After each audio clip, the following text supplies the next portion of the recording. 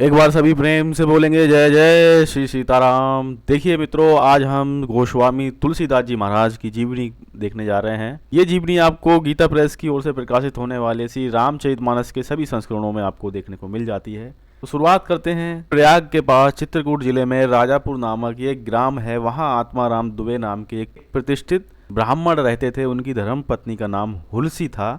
संवत 1554 की श्रावण शुक्ल सप्तमी के दिन अभुक्त मूल नक्षत्र में इन्हीं भाग्यवान दंपत्ति के यहाँ 12 महीने तक गर्भ में रहने के पश्चात श्रीमद गोस्वामी तुलसीदास जी का जन्म हुआ। जन्मते समय बालक तुलसीदास जी रोए नहीं, किंतु उनके मुख से राम का शब्द निकला। उनके मुख में 32 दांत मौजूद थे।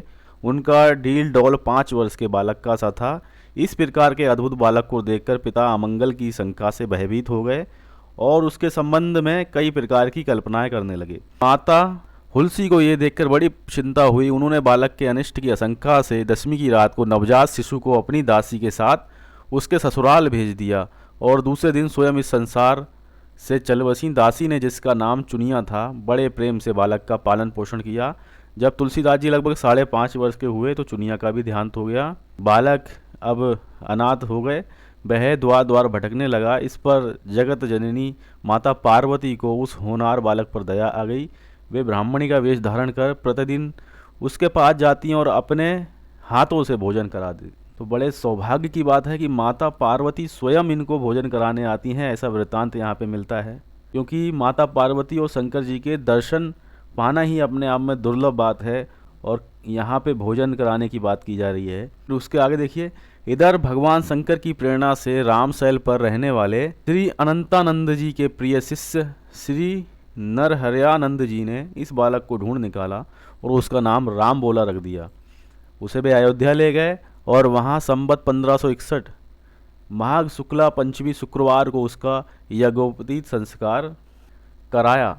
बिना सिखाए ही बालक राम बोला ने गायत्री मंत्र का उच्चारण किया, जिसे देखकर सब लोग चकित हो गए।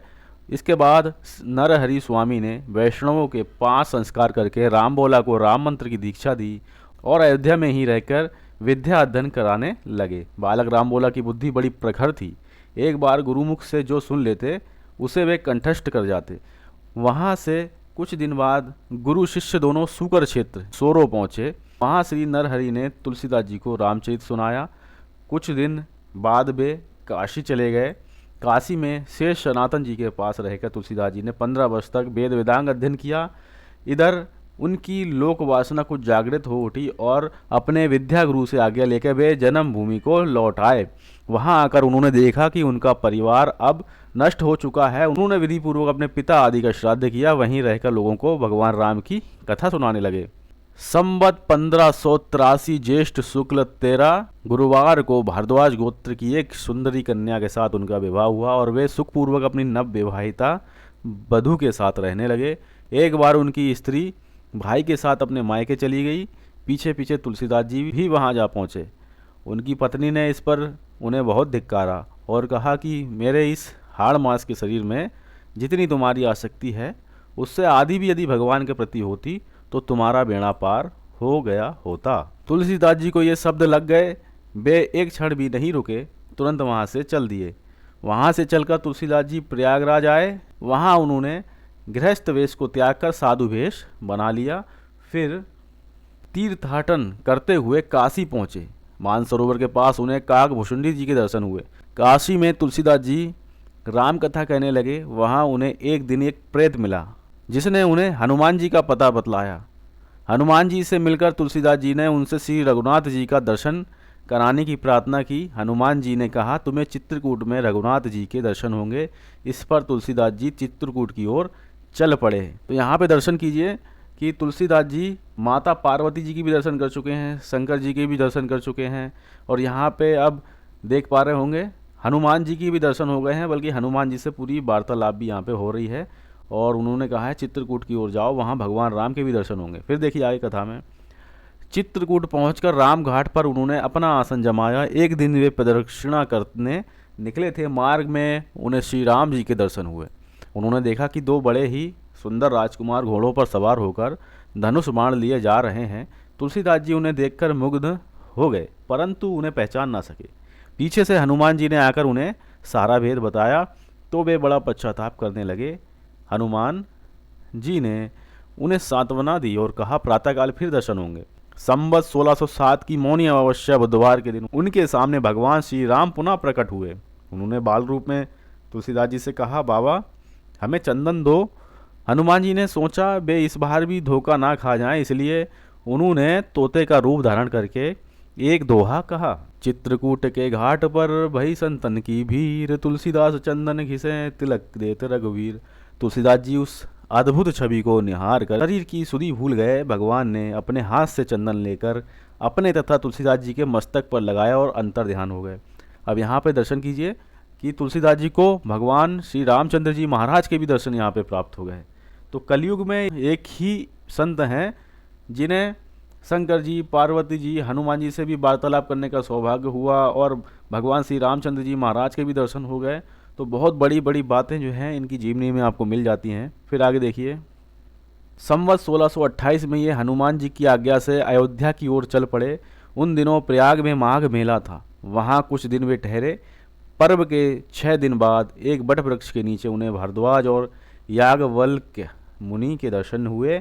वहाँ उस समय वही कथा हो रही थी जो उन्होंने सूकर क्षेत्र में अपने गुरु से सुनी थी। वहाँ से ये काशी चले गए और वहाँ प्रहलाद घाट पर ब्राह्मण के घर निवास किया। वहाँ उनके अंदर कवित्व शक्ति का स्फुरण हुआ और वे संस्कृत में पद रचना करने लगे, परंतु दिन में वे जितने पद रचते रात्रि में वे लुप्त हो जाते। ये घटना रोज घटती।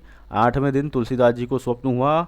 भगवान शंकर ने उन्हें आदेश दिया कि तुम अपनी भाषा में काव्य रचना करो। तुलसीदास जी की नींद उचट गई। वे उठकर बैठ गए। उसी समय भगवान शिव और माता पार्वती उनके सामने प्रकट हुए। तुलसीदास जी ने उन्हें साष्टांग प्रणाम किया। शिव जी ने कहा, तुम अयोध्या में जाकर रहो और हिंदी में काव्य रचना करो। मेरे आशीर्वाद से तुम्हारी कविता सामवेद के समान फलवती होगी। इतना कह के श्री गौरी शंकर अंतर ध्यान हो गए। तुलसीदास जी उनकी आज्ञा शिरोधार्य कर काशी से अयोध्या चले गए। संवत 1631 का प्रारंभ हुआ।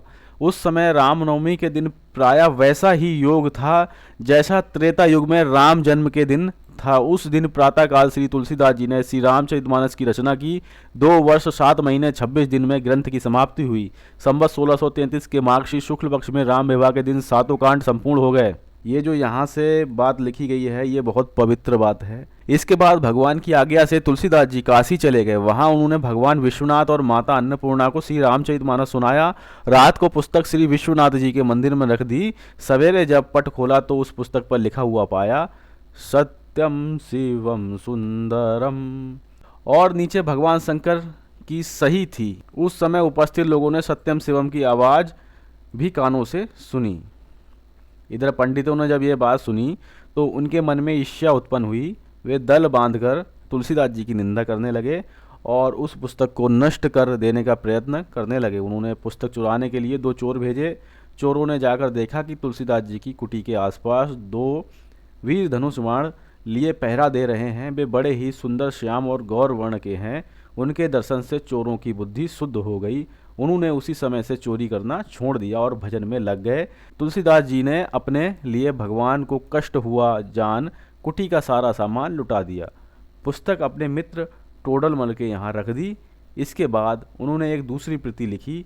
उसी के आधार पर दूसरी प्रतिलिपियाँ तैयार की जाने लगीं। पुस्तक का प्रचार दिनों दिन बढ़ने लगा। इधर पंडितों ने कोई उपाय ना देख श्री मधुसूदन सरस्वती जी को उस पुस्तक को देखने की प्रेरणा की। श्री मधुसूदन सरस्वती जी ने उसे देखकर बड़ी प्रसन्नता प्रकट की और उस पर अपनी सहमति दी। इस काशी रूप आनंद वन में तुलसीदास चलता फिरता तुलसी का पौधा है। उसकी कविता रूपी मंजरी बड़ी ही सुंदर है, जिस पर श्री राम रूपी भंवरा सदा मंडराता रहता है। पंडितों को इस पर भी संतोष नहीं हुआ। तब पुस्तक की परीक्षा का एक उपाय और सोचा गया। भगवान विश्वनाथ के सामने सबसे ऊपर वेद, उसके नीचे शास्त्र, शास्त्रों के नीचे पुराण और सबके नीचे रामचरितमानस रख दिया। मंदिर बंद कर दिया गया। प्रातःकाल जब मंदिर खोला गया तो लोगों ने देखा श्री रामचरितमानस वेदों के ऊपर रखा हुआ है। अब तो पंडित लोग बड़े लज्जित हुए। उन्होंने तुलसीदास जी से क्षमा मांगी और भक्ति से उनका चरणोदक लिया।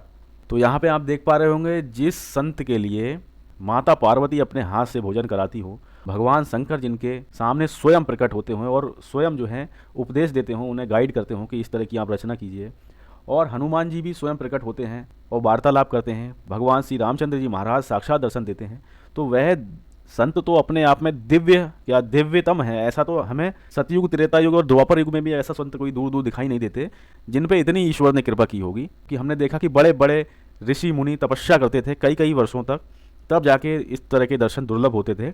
और यहाँ पे मात्र 112 वर्ष की आयु तुलसीदास जी की पूरी थी और 112 वर्ष की आयु में ही भगवान के साक्षात दर्शन प्राप्त किए, तो ये अपने आप में बड़ी बात होती है। तो कलयुग में शायद ही कोई ऐसे संत होंगे जिन्हें भगवान के ईश्वर के साक्षात दर्शन हुए हों। फिर देखिए आगे क्या है। तुलसीदास जी अब 80 घाट पर रहने लगे। रात को एक दिन कलयुग मूर्त रूप धारण कर उनके पास आया और उन्हें त्रास देने लगा। गोस्वामी जी ने हनुमान जी का ध्यान किया। हनुमान जी ने उन्हें विनय के पद रचने को कहा। इस पर गोस्वामी ने विनय पत्रिका लिखी और भगवान के चरणों में उन्हें समर्पित कर दी। श्री रामचंद्र जी उस पर अपने हस्ताक्षर कर दिए और श्री तुलसीदास जी को निर्भय कर दिया। आप देखिए तुलसीदास जी ने श्री रामचरितमानस जी की रचना की थी, तो शंकर जी ने सत्यम शिवम सुंदरम लिख के अपने हस्ताक्षर किए थे, यानी कि उस प्रमाणित बताया था। और इसी प्रकार जो है यहाँ पे जब विनय पत्रिका लिखी गई तो श्री रामचंद्र जी महाराज के यहाँ पे हस्ताक्षर किए जाने की बात बताई गई है। फिर उसके बाद देखिए संवत 1680 श्रावण कृष्ण तृतीया शनिवार को 80 घाट पर श्री गोस्वामी जी ने राम राम कहते हुए अपना शरीर परित्याग कर दिया। तो इस प्रकार आप दर्शन कीजिए कि ऐसे दिव्य संत हैं तुलसीदास जी जिन्हें अपने जीवन में माता पार्वती के, शंकर जी के, हनुमान जी के, राम जी के साक्षात दर्शन हुए। ऐसा हमने देखिए जीवनी में पढ़ा, जो कि गीता प्रेस की ओर से जीवनी आती है। मिलते हैं और किसी ज्ञानवर्धक वीडियो के साथ में। ख्याल रखिएगा अपना। एक बार प्रेम से बोलेंगे जय श्री सीताराम।